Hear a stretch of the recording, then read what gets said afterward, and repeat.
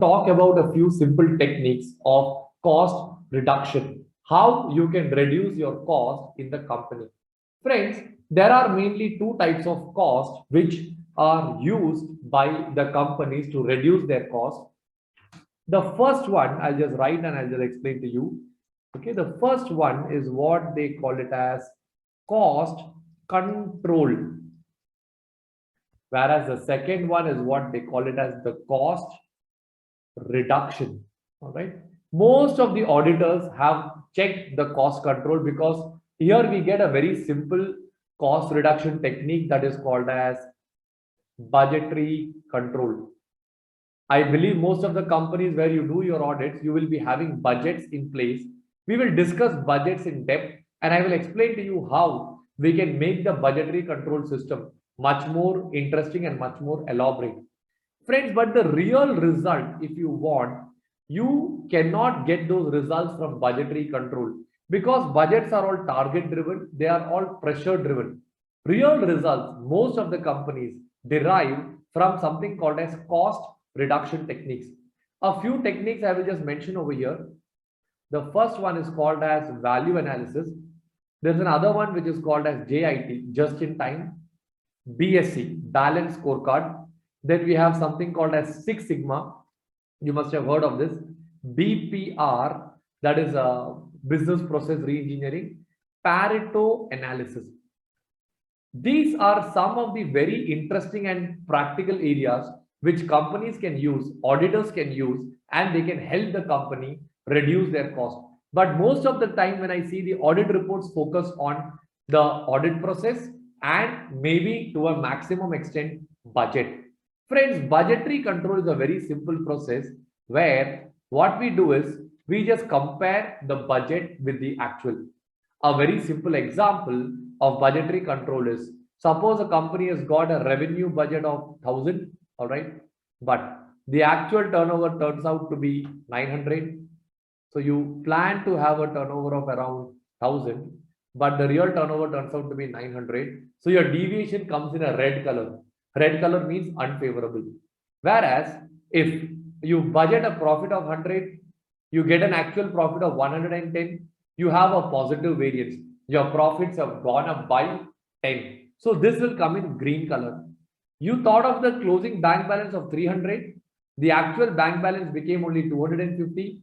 Bank balance is less than 50, red in color. So friends, anything which is not favorable will come in red color. Anything that is favorable will come in green color. All right.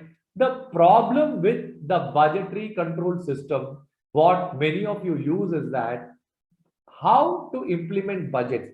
Many companies implement budget, but in reality, they don't get results. Why they don't get results is because most of the companies, they go by an approach which we call it as a top-down approach. I'll write down and explain to you. There are two approaches. The first one is called as top-down approach. And the second approach is called as bottom-up approach. Most of the internal audit departments never focus on these areas. I will explain to you what is top-down. In a top-down approach, you have a top-level director. Inside the director, you have a manager.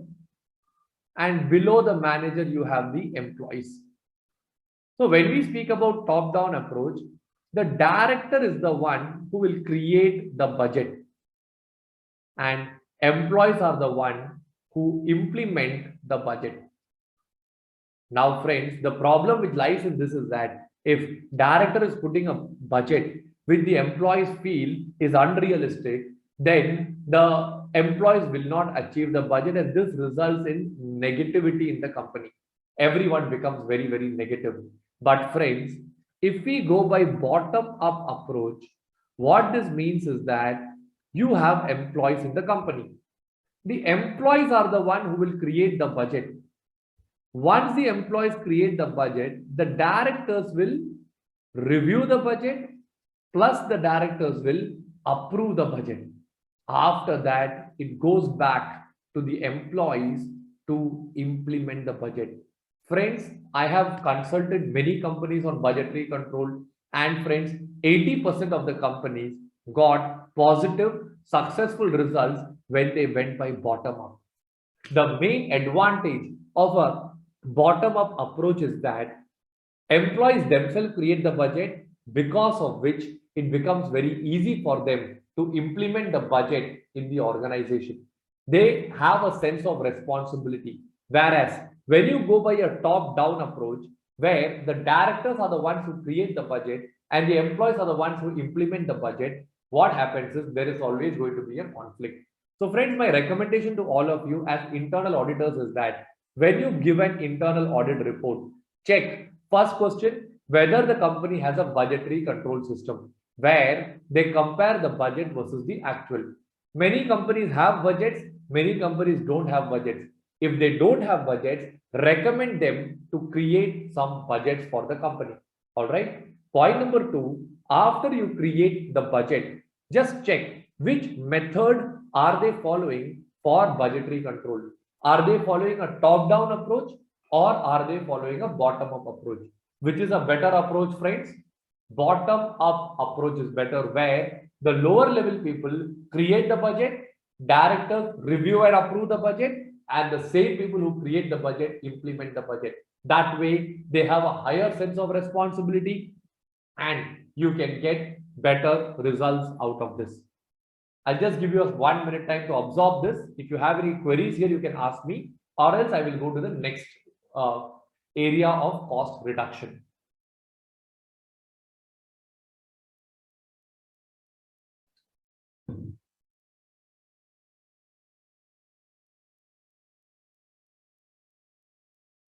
Hi, I think there's a message which I missed out. Okay. Mr. Vikrant, yes, I'll share the PowerPoint presentation with you. I will share it with Tatya madam. She will share it with you. All right. So I believe point number one, top down and bottom up approach is clear. I will again repeat. There are two types of methodology. One is called as a cost control, where we try reducing the cost. In that, the most popular approach is budgetary control. The second one is here I told you, you have two approaches, top down approach and bottom up approach. Now, friends, I'll share with you a real case study on bottom up approach which I had experienced. Friends, I have changed the name of the client. I was consulting one of the resort companies. They have resorts across. They have resorts in India. They have resorts outside India also. It's a group of companies which is having multiple resorts. All right. So this company basically had around 9 properties. All right. Every property had around 50 rooms. Their head office was coming in Singapore. One manager was managing one particular property, and main people who put money into the resorts were mutual funds, because they had huge funds to implement into the resort. Now, what happened was, this resort, 9 properties, the budget versus actual was a disaster. They made budgets, but the only problem was budget was prepared by the top level management. Top level people are sitting in Singapore, but all the resorts were actually located in India. Now, a person sitting in Singapore, they can never know the reality of the situation in India. So what happened? They gave unrealistic budgets. Nobody ever followed the budget, and every time the budget started showing a variance. That is when they realized that, due to COVID situation, the budget that was prepared by the top level was not correct. Moreover, they couldn't give any discounts to the customers also. Now what they did was, they changed the approach. I recommended them to move from top down approach to bottom up approach. All right. After they did that, the managers gave the following suggestions.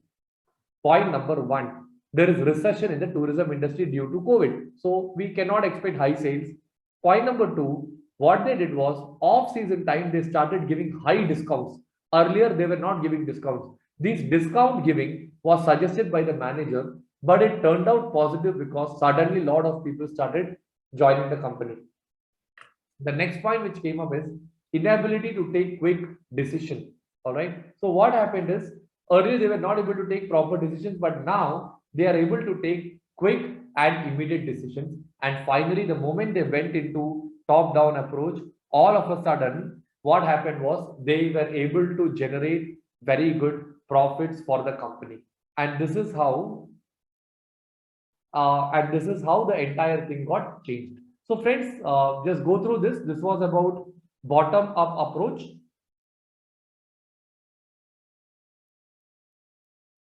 Just go through this slide, just read through it.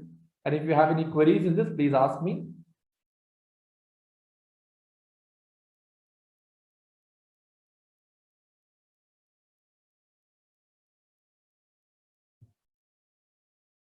I'm not able to view the chat, friends. If you have anything, okay, there's no chats over here. Again, I'll go to the same point. We are supposed to focus on bottom-up approach.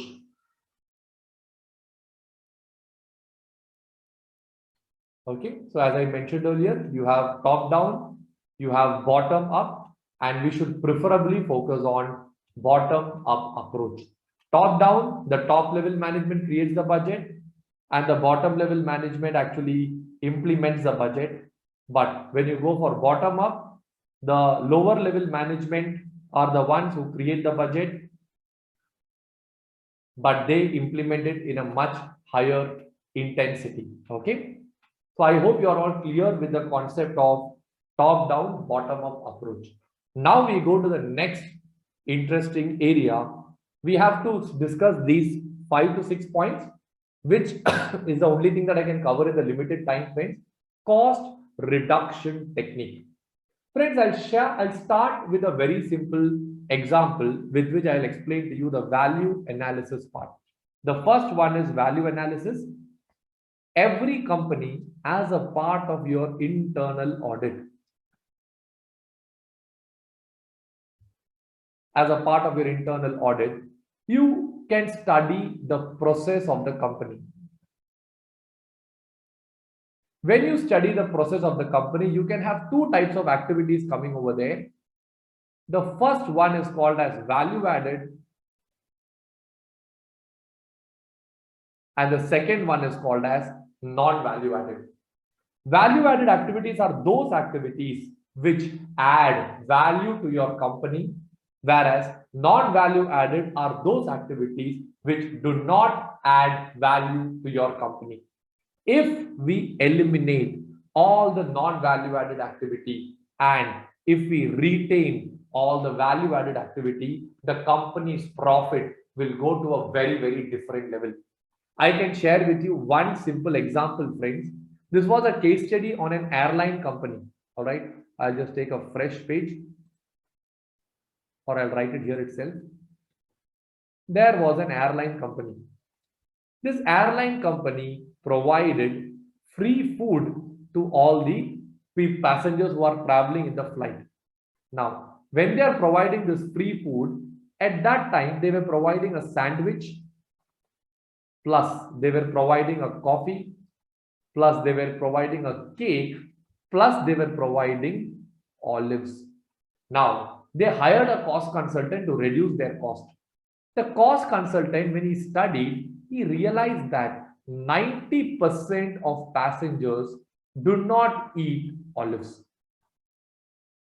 So now what happened was, the moment the consultant understood this, what he did was he told olives is a non-value added activity. So if this is a non-value added activity, better remove it. They removed olive from the meal. And the moment they removed olive from the meal, automatically they saved around $75,000 per annum. And this is huge. And this result could be brought by only doing one simple thing, removing one non-value added activity. Now, friends, how many internal auditors, when they do the internal audit of a company, focus on value analysis? We always focus on only the financial process, or we focus only on how to verify cash, how to check the bank, how the statutory dues are paid, whether the P&L is correct, accounting wise it's right or wrong. But friends, one time, try a value analysis report. It is an amazing value addition to your internal audit reports where you study the whole process. I do that a lot. and that's something which gives me the best result. Study the whole process, not only the finance. Study how the sales are happening, marketing activities, how the HR is happening, how the finance is happening, how the production manager is operating. Study everything. Study the company like a book. Once you do that, then you sit and write down which activity is value added, which activity is non-value added. By doing so, you will come to know many things which you can actually correct in the company. I'll give you a minute's time. If you have any doubts, ask me now, or else I'll go to the next part.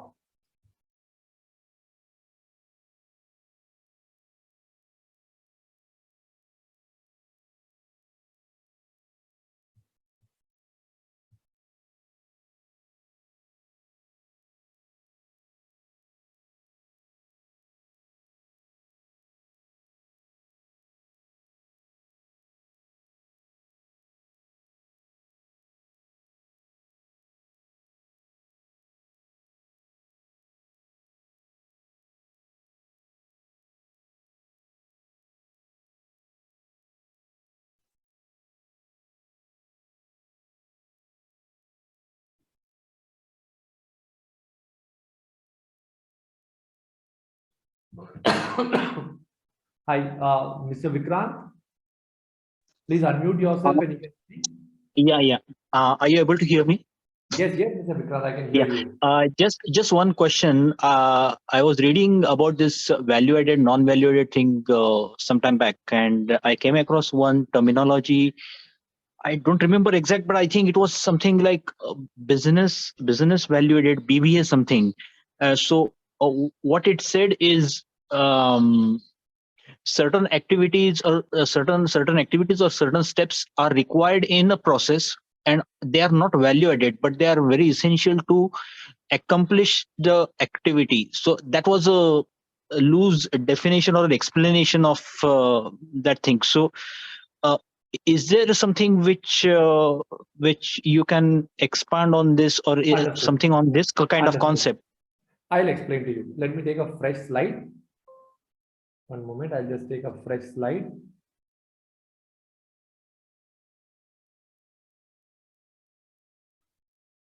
I'll just give you a simple example of Tata Steels. Okay. Now, normally, every manufacturing company, okay. Now, any manufacturing company, they will have a store. What do they do in the store? They will store all the raw material. Okay. Now, from the store, if you go, they will transfer all the goods to production. So what they do over here is they convert the raw material into finished goods. All right. Then once it is transferred to finished goods, after this, the next step what they do is they do inspection, where they actually check the quality of the goods that have been sent, and after only this they will dispatch. All right. So Mr. Vikrant, just like you told, ideally speaking, all these are important activities. Am I right? Without store, if you don't keep raw material, how will your things work out? Without inspection, there will not be quality. How will your process go forward? So normally every company has a store, every company has production, every company has inspection, and every company has dispatch. Tata Steel came up with a very bold move. What they did was they installed ERP. Now, when they installed ERP, what they did was supplier ERP was synced with the factory ERP. By doing so, and they did a supplier screening, basically to check and ensure that raw material quality will be excellent. You don't get bad quality, you get excellent quality. So now what they did was they removed the store, telling that store is non-value added. Supplier directly delivers to the factory, and the goods are of such good quality, and they are using an automated process. They are using an automated process that they didn't even need inspection. Directly, the goods were dispatched. So what I am trying to tell you is that Tata Steel saved 20% of the cost by eliminating store and inspection department. Now, As what you said, Mr. Vikrant, whether store is value added, it is important. But even without store, if you are able to do the same process, then store becomes non-value added. So the idea is not to determine what is value added, what is not non-value added. How we can reduce the cost by making certain process non-value added by bringing a system which will help them to innovate. I hope you are clear with this part, Vikrant. Yeah, very much. Thank you so much. That was really helpful explanation. Yeah, and this process also is termed with another term called as just in time, JIT. That Yep. is, the when you keep stock in your store, you have to spend or pay a lot of interest on the loan and everything that you take. There's a lot of storage cost also which comes in. All right. So now what happened is this storage cost also will be saved if there is no storage and no inspection. That is just in time, JIT. All right. Okay. So friends, I believe we are done with the concept of value analysis. Okay. Second important case is about bottleneck analysis. Another very interesting case. I think I have a case study in this PPT in the name of, yes, I was talking about olives. That example is given here. Yes, this is another case study. Friends, I will share the PPT with you. I would be more comfortable drawing an image and showing to you. I had done an audit of a footwear manufacturing company. Right. Now, this company implemented a budget for improving their profits. Now, what happened was they kept a high budget, a very, very unrealistic and a very, very high budget is what they actually installed. So now what happened was when they put up a very, very high budget at that point of time, they started producing very, very high quantity of footwear. High quantity. The labor started working overtime because the main objective of this company was labor utilization. So their whole idea was, I am having labor, let me utilize the labor maximum, squeeze the labor maximum. By doing so, I will produce more, I will sell more, I will make more profit. But friends, what happened was, after they produced lot of production, suddenly their factory became full. There was no place for them to even keep some of their goods in any of the areas. And finally, the workers who were working, they suddenly became absolutely idle, jobless. Nothing could be done by them. Finally, when this scenario happened, they became in a checkmate situation because they started incurring high storage cost. High storage cost. Another problem what they faced was idle workers, and because of this, they were unable to sell.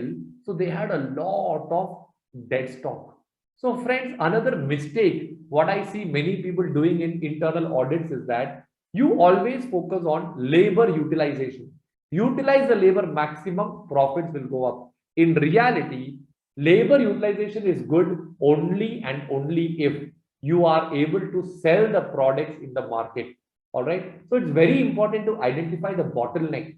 If you are unable to sell the product, what is the use of producing? You end up making double loss, you end up making more dead stock, and you end up suffering more losses.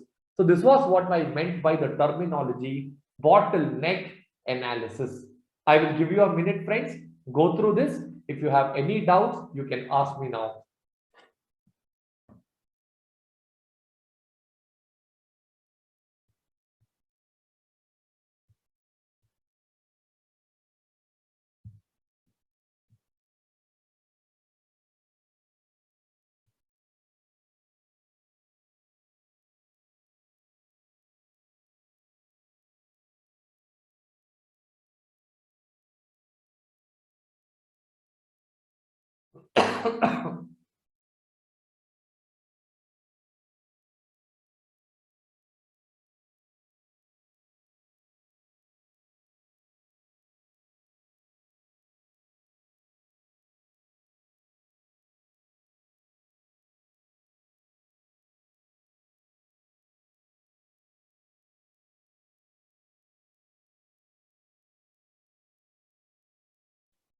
All right, friends, I believe you are clear with this part also.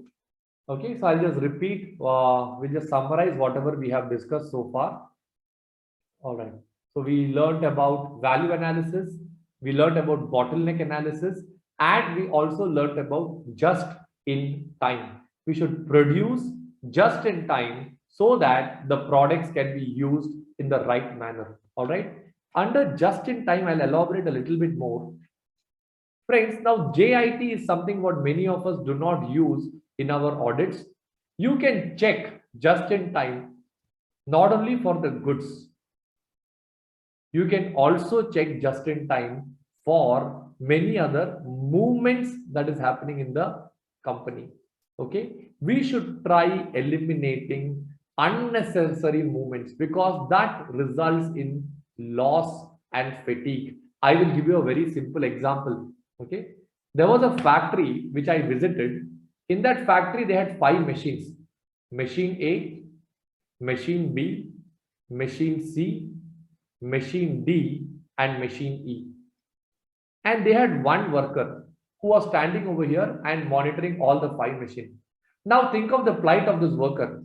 He will go to A, then B, C, D, E. Again D, C, B, A. He kept on moving from A to E, E to A, because of which this fellow became tired. And there was time when he did not even check because of exhaustion. And ultimately, what happened? It resulted in loss of quality. In order to improve this, this company came up with a better suggestion. They kept the machines in this particular order: A, B, C, D, E, and the worker is standing in middle. Now for him, it became so easy. Okay, so unnecessary movements are eliminated. So if you eliminate all the unnecessary movements, which is a non-value added activity, automatically the company's performance will increase and the profits will go up. So friends, if you are doing an audit of a factory or a company where process is involved, just check once, are they having any unnecessary movements going on? I'll now give you a minute, go through this. If you have any doubts, you can ask me.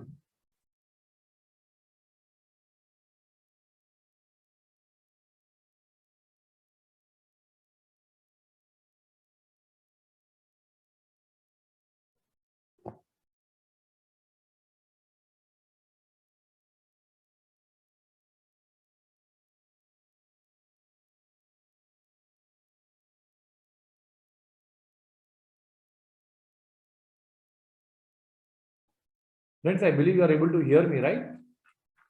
Is there any network issue?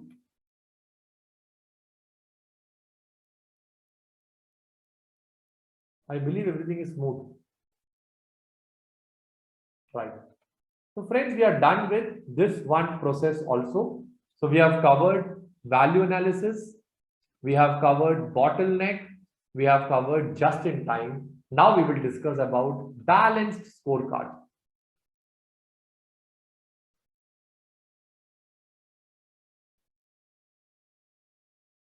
Friends, this is a method of creating a budget where you don't focus only on financial matters.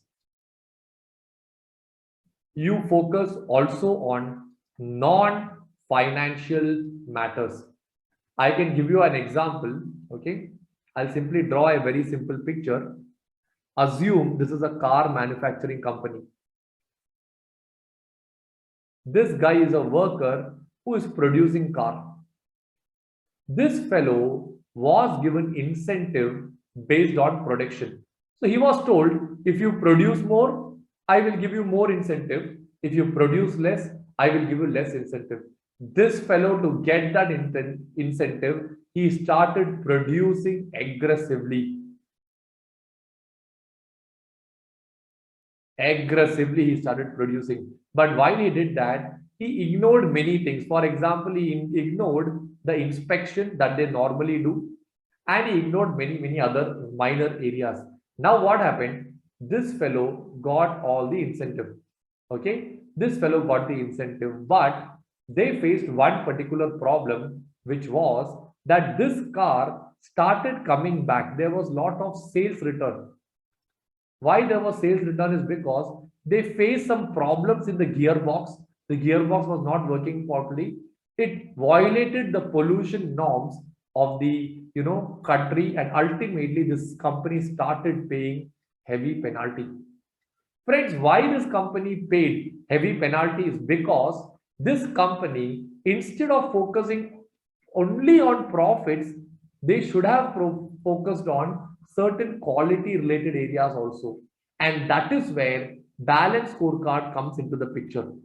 Balance scorecard says you should focus on 4 parameters. First one is financial perspective. Second one is called as customer perspective. Third one is called as internal business perspective. And the last one is called as learning and growth. I will repeat, friends. Balance scorecard says when you create a budget, don't create a budget only for sales, only for profit. Create a budget so that financially the company makes profit. But profit is not alone. Customer should be happy. That is very, very important. Internal business, employee should be happy. Learning and growth, they should keep learning new things. Only if we create budget for all these areas, then only the company will really succeed. Friends, I have not seen even a single audit report where they focus on balance scorecard. Every company looks at only one target, sales target. Increase sales, increase sales, increase sales. For example, in this case, you look at sales, nothing wrong. You look at profit, nothing wrong. But we should also look that customer is happy. So why can't we have a budget for customer feedback? 4 out of 5, 5 out of 5, 3 out of 5. Why the company do not have a budget for this? This is very, very important. Employees should be happy. Only if you have happy employees, they will stay with the company, and because of the employees, the company will also grow. So you have to review whether employee is satisfied or no, whether they are getting sufficient pay, whether they are getting sufficient good working conditions, etc.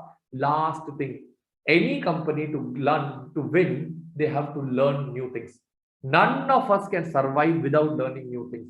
Is the company learning new things? So friends, my suggestion to all of you is when you prepare an internal audit report, not only focus on sales and profits, focus on customer satisfaction, focus on employee satisfaction, focus on learning and growth. I will give you a minute, friends. Please go through this.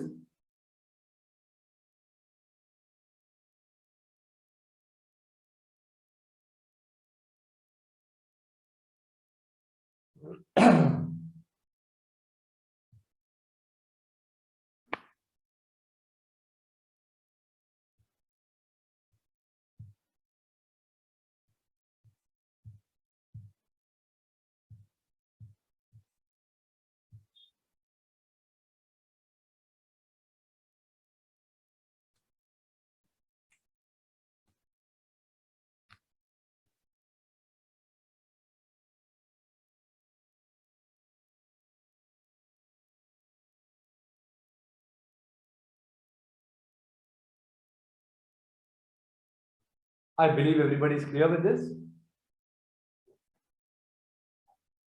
Fine, friends. So I think we are almost coming to the end of the session.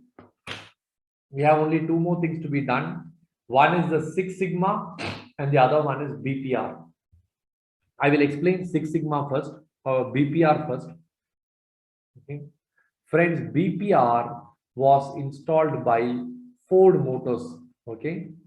As an internal audit, you might not be able to implement a BPR, but you can suggest this to loss-making companies.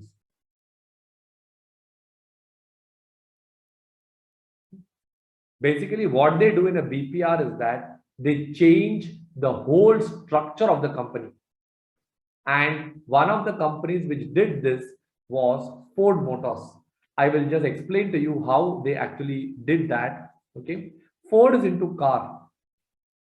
Car number 1, car number 2, car number 3. Suppose there are 4 cars.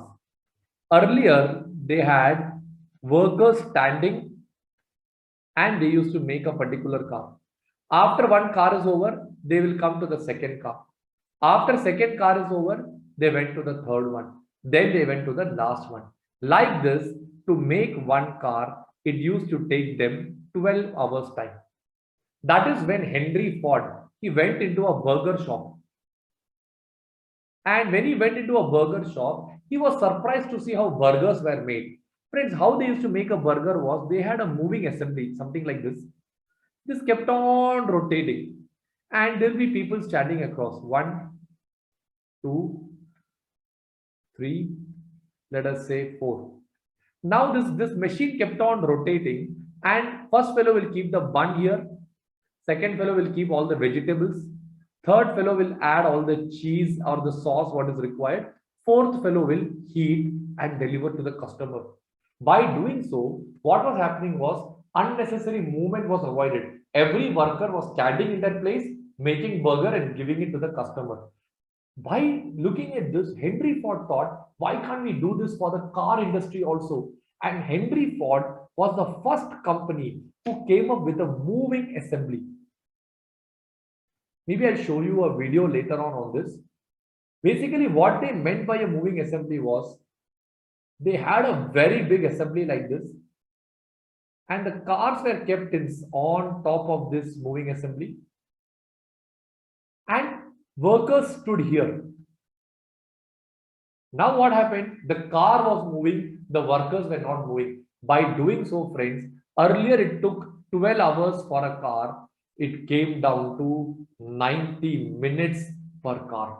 Friends, this was a huge change which this company did. And because of creating this kind of a drastic change, suddenly the company started making super profit, because normally in 12 hours they make one car. Now in the same 12 hours they were able to make 4 or 5 cars, friends. Tremendous change. Such change is what we call it as BPR, business process re-engineering. Friends, audit report point of view, you cannot do this, but if you see any company making terrible losses, all right, you can hire an expert cost consultant who can study the entire process, and he can recommend how BPR can be implemented in that company. I know one other company where I consulted. That company had 5 employees and the whole process was wrong. We went to the scratch, changed the entire process.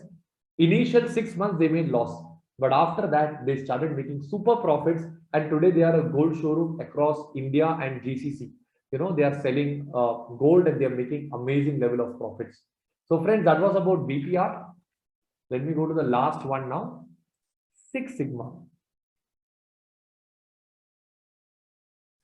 I would like to show you a video on Six Sigma, friends. This is an Indian related company, not a company.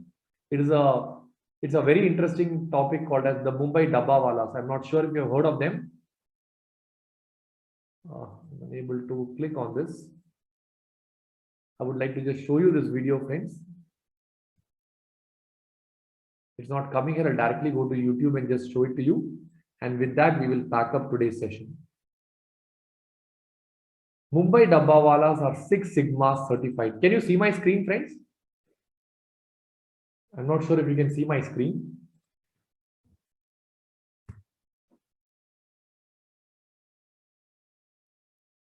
I think you are unable to see my screen. Leave it. I'll just explain it and we'll wind up.